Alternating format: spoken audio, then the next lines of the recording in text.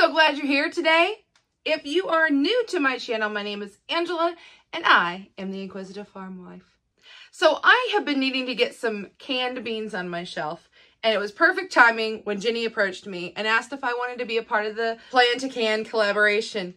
She said that the month of February is canned goods month. Thank you to Jenny's Scratch Made Kitchen and the Miller Life Kitchen for hosting this great collaboration. When you do beans and legumes, you have to do a little prep work ahead of time. So I grabbed my beans and peas. I sorted through any parts that were broken, or if when I rinsed them they floated. I looked for any little pebbles or anything, and now they are setting in water and they'll need to soak overnight. So we have mixed, we have peas, we have black beans, and red beans. But don't worry, if you forgot, there is a faster pre-soak method where you can actually boil your beans and let them rest for an hour. You can find all that information in the USDA Home Canning Safe Canning Cookbook. And by the way, I'm pretty sure this is going to be one of the prizes that they're giving away. Yes, there's going to be prizes. They're going to be giving away a pressure canner and a steam canner, along with lots of other little things at the live giveaway. So make sure you check the description box down below so you don't miss out on any of the details. There'll be a playlist so you can easily follow along. Now I need to get busy. Although I do wash my jars really well before I store them, I want to go ahead and give them one final rinse, and I feel better about putting them in the dishwasher on the hot cycle. If you're one of those people that forgot to do the pre-soak, this is the perfect time to work on this, because you can be letting this soak while your dishwasher is doing its work. You might notice I did have an apron change. Got busy, got dirty, and now we're ready to get our hands dirty again. Well, after we wash them, of course. I chose 4 different kinds of beans. And so because I want to have them all in one pressure canner load, I did make more work for myself today after all. But I have 4 pots here that we're going to put the beans in. And all I want to do, come over to the sink, rinse my beans. I want to make sure I get these beans rinsed well, because the cooking water we will use in the canning process. I'm going to grab a pot. This is I only have 1 pound of the mixed beans, so they'll get the smallest pot here. And we need to cover them, just barely kind of cover them with water. And I'm going to move them back and turn that on a medium high. And we're going to let these boil for 30 minutes. I'm going to do the same thing to those other 3 kinds of beans. We have them all just sitting here coming up to boil. You can see the steam. We're getting very close. We are rocking and rolling, and the beans are a-boiling. I wanted to show you that you don't have to have a heavy rolling boil. We're just going to simmer. I got my jars out. I have these to put down, put the hot pans on. I have my electric tea kettle water in case I need extra. I have my rings and lids. I have my salt. I have my vinegar and my utensils. We're ready to go. I want to also mention that anytime I happen to see any bits floating, I would come along and get those pieces out, because we do not want those in our canned products. You know, the hulls sometimes fall off, and so we'll discard any of those bits. We are ready to start canning. So I have moved all of my beans and peas over here on the counter on hot pads. I have filled my canner. I have a 32 quart Presto canner that I'm using today, and the directions state to put 3 quarts of water in here. Make sure you are following the directions on what canner you have. They're all just a little bit different, and you want to make sure you are doing according to manufacturer directions. I'm checking to make sure that my seal is still pliable, and it is. It's good. No cracks, no crumbling. I can look through the vent hole and I can see you, but you can't see me. So I'm going to give you the whistle test. Yep, did you hear that? You can hear air through there. So I'm just going to set this on top so that it can keep in that heat while we come over here and fill our jars. And I want to show you these peas. I had to add water to them once, and they're still soaking up water, and the hulls are kind of all coming off. I have a feeling that the texture in it may not be what I want, but that's okay. So I'm going to definitely fill my jars with the beans first. If I were to be using a regular mouth jar, I would fill to what, you know, the shoulder area. But I'm using wide mouth because I think that's going to be easier to get the beans out when I'm ready to use them. So I'll probably fill them about 1.5 to 2 inches, which is probably the top of this design here. Oh, and I can tell I've probably already gotten too much, because the problem is your beans will continue to expand, and so you don't want to overfill it. They're gonna absorb this water. And don't be surprised if, you know, a month after canning, it looks like there's no water in there. It'll be perfectly fine if that happens. I'm hoping to get,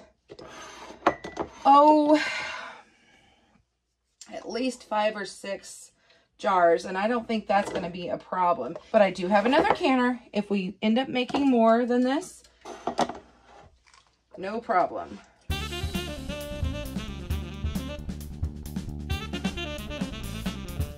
I got about twice the amount of beans I thought I would.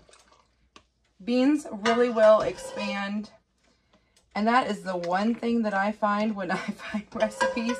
Sometimes your jams and jellies, you don't get as much as you think you will. Well, beans will. What I'm doing here is you're supposed to take the water that you boiled with and use it to fill the jars.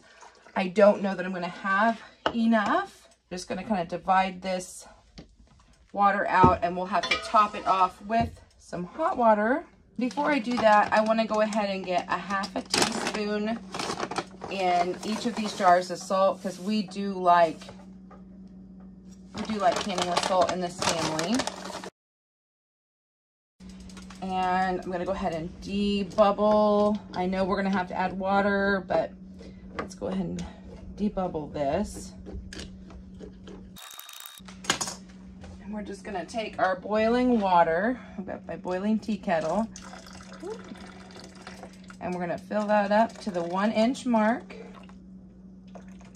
Oh, that one got way too full. I got too excited. That's okay.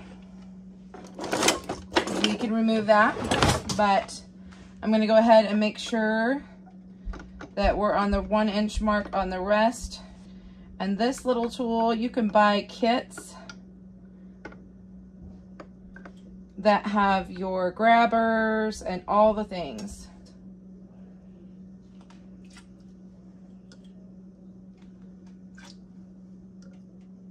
Next, I'm going to put some vinegar here in a bowl. Doesn't take much. And I'm going to put it on a paper towel. I'm going to go around each and every one of these rings just to make sure that I didn't spill any salt or any of that bean liquid. You see, that's a good thing that I did that. That one was dirty. Just because you use a funnel does not mean you have a clean jar. Depending on what brand of lids that you choose to use, you may or may not need to boil them first, but you always want to inspect them before you use them, because even the new ones can come with imperfections. And it's nothing more than greatly disappointing, like this one. For example, see that one? It's brand new, but it has an imperfection. I do not want to use that lid because I don't want to have a jar not seal. We worked way too hard to have something like that happen. Your bands go on fingertip tight, which just means you turn until you can't anymore, and then you just barely give it a snug hug. You're not wanting to bear way down. If you do, make sure you pull that right back. If you get them too tight, the air won't release and it won't seal. And if there's rust on the lid, as long as it goes on, it's still safe to use. The rust comes usually from water. I have hard water here, and so that's a problem for me. I do put vinegar in my canning water, but it can cause rust. I'm going to open this up, move it aside, and I'm going to stick these in the bottom row of the canner. I can only get 8 in the bottom. So what I did here is I put a rack down and I've started another row. Time to get the second canner out. The second canner we're going to be using today is an All-American, and it's a little bit different. You need to use 2 to 3 inches of water. I have this marked, and I have, I'm bringing in and show you. I have the water is above the 2-inch mark line, but under the 3-inch today. Okay, go ahead and add in my bottom rack. I have my stove top going, and we'll stack it just the same as we did the Presto. I do want to show you the lid is a lot different. Yes, you do. Make sure you can look through. I can whistle, but you don't hear it the same. And you seal, you put oil on here. You just take a little cooking oil. There in your manual, it tells you, it suggests different ones to use. I don't particularly like to use vegetable oil. It's not my of choice because it will sometimes leave a film. So just keep that in mind. We'll just fill our jars the same way we did with the other beans, leaving a little extra space for expansion. During pressure canning, generally they will expand. And like I said, even after on the shelf, they'll expand even more.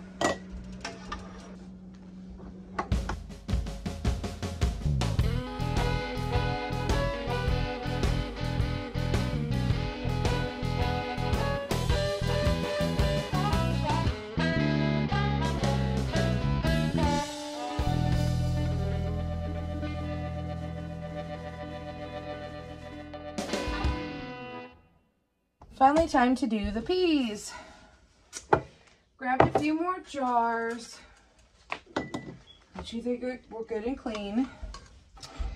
And we're gonna, oh, it's kind of disappointing. I don't know what we're gonna end up with after we pressure can these.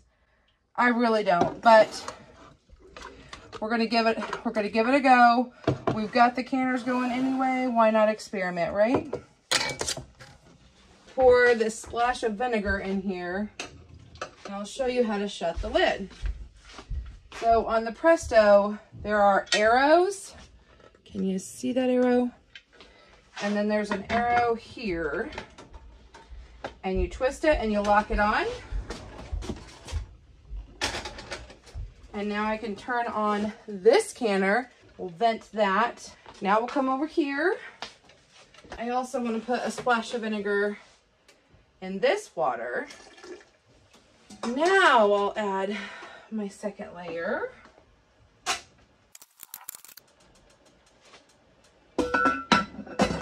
And here is the arrow on this machine.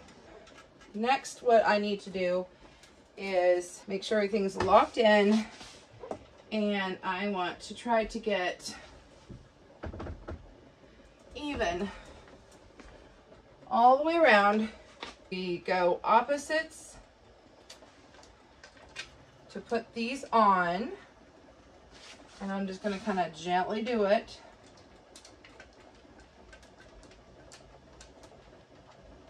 And then I'll go back around and I'll tighten them. Turn that up so that this can vent. We didn't know when we started this morning, but you get to see how both of my pressure canners work. You know, it's kind of difficult to see, but there is a steady stream of air here. And we also have one over here, but you really can't see it here. There, you can see it from this angle, and you can hear it too. Still can't see it, but I know you can hear it.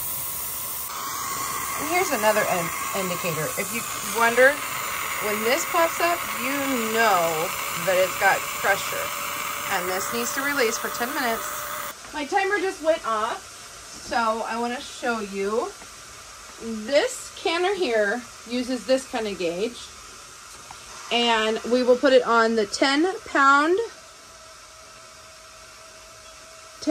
pressure. Okay. And then this one uses this right here. And we'll put it on here. And you have to watch the gauge. I don't have a jiggler in this one. This one has the jiggler. Jiggle, jiggle, jiggle, jiggle. Okay, so, and it needs to get to 11 pounds of pressure, while this one will be happy at 10. Once it starts jiggling, that's when we start the timer. We have now reached 11 pounds of pressure. Let's see if I can bring you in a little closer. We are at that 11 pounds pressure. So I'm going to get a timer started for this one on page 4.5 and 4.6 of the USDA. You can see that I will need to do pints for 75 minutes. And if I would have been doing quarts, it would have been 90. As tempting as it is, you do not want to touch or spin the jiggler. If it's not jiggling yet, it's not ready to jiggle yet. So try to have patience and wait for that jiggle. I think we're getting close. Well, it wasn't even a minute later and she started dancing. There it is. I love that sound. So she'll jiggle, she'll pause. She'll jiggle, she'll pause. You have a constant jiggle. You're too high, turn it down a little bit. But when you hear pauses like this in between, you're right on. The best thing about having a jiggler like this is I can go around the corner and put my feet up on a comfortable seat. Versus this one, you can see it's gotten really high. I've got to turn it down, got to keep my eye on it. The timer went off and all I have to do now is I'm just going to shut off this burner. I've got about 2 minutes left on that burner. And then I am going to go do chores, fix supper, and come back. Then together we will take the jars out of the canners. See you then. We are back. And what I'm going to do is, open this up, make sure obviously there's no air coming out. And then I like to go ahead and just pull the lid up a little bit. And then I'm going to let that rest for like 5-10 minutes. And I'll do the same thing here. Oh, there was a tiny bit of air there still. I will tell you, it takes a lot longer for this one to come down from pressure than it does my Presto. My Presto comes down much faster. And just like when we tightened this and we went opposite, we'll do the same thing here. And I'll pull this lid and just tilt it just enough to where we're just letting some air out. And so we'll let that rest for like 5-10 minutes. Okay, here we go, guys. Now is the time where we find out if everything worked right. Okay, start with our peas. Yeah, a bit mushy on the bottom, but I can't say I didn't expect it. I was telling my mother about this experience because I never did anything with dry peas. This is new to us. We've never reconstituted them. We'd never cooked with them in any form. It had always been, she may have home canned ones that she grew, but never anything from dry. So this was new. But she was telling me that over in England, that they like their peas really mushy. So I told her, well, maybe I'll find a recipe to share. Let's take a peek in the bottom shelf here. Okay, looks like the water is a little murky. So not as bad as I thought. Well, here's our black beans. I may have had one spill out, it looks like.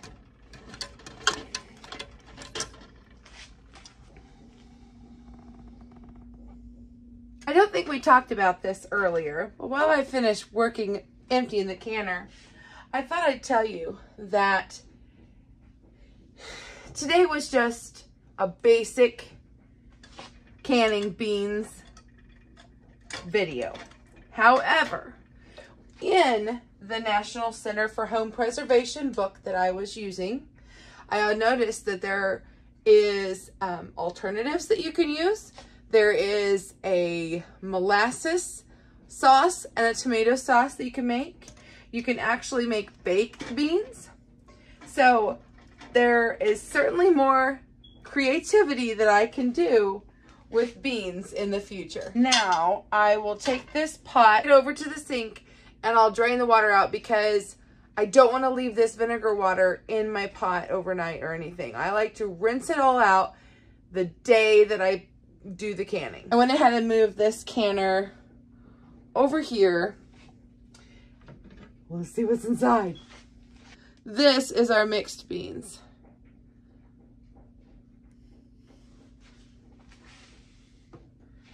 I have 5 of those. I don't know if you noticed, I did end up having a few extra black beans.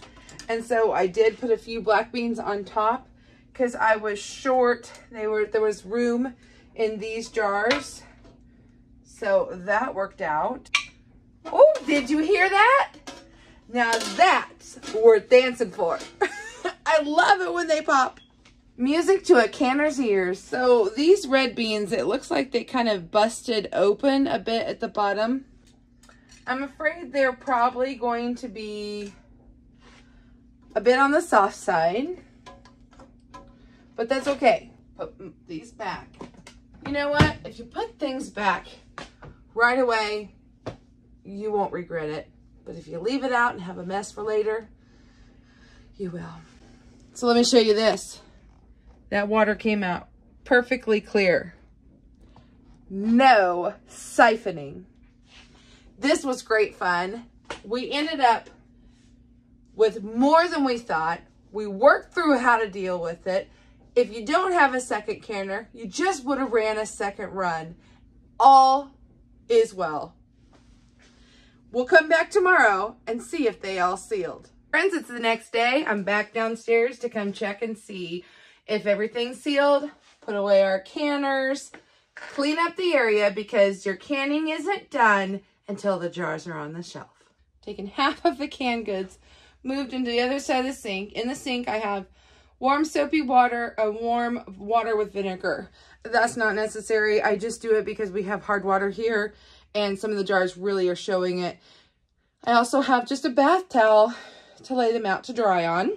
I'm going to check the jars. Oh, there's one that did not seal. Did you hear that difference? So this jar didn't seal. You could easily hear that. And when you open this jar, make sure that you check the rims to see.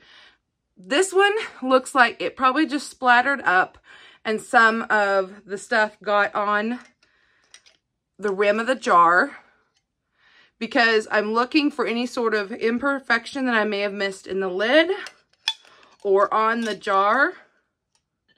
But I thought I'd show you the inside of what the peas look like. But it looks like to me it just got messy and I had some siphoning, and sometimes that just happens and it's okay. Just put it in the fridge and use it within a few days. So that lid will stay on. The rest of them, the lid will go off. And then I'm gonna wash it in soapy water. Make sure I get all the way around the rims, because I know that some of them had to have leaked in this. This was the All-American canner. So now that I've rinsed that off, I'll put it over here on the towel, and I'm just gonna keep doing this until I have checked seals and washed all the jars. All of the black beans sealed. I thought I would show you. There's plenty of liquid in there, and the beans have plenty of room to move around and absorb. So these are gonna be great to have on the shelf. Well, 4 out of the 9 jars of red beans did not seal. Super, super disappointing. This is a false seal because when I tapped it, you can hear the thunk, and when I tapped it, it went down. So even though it acts like it has a seal, this is what is considered a false seal. If I went to wash that, it would probably fall off in the wash. Let's see, because I have 4, I have options, and I can show you one, because I'm going to put that in the fridge, and I can show you how they turned out.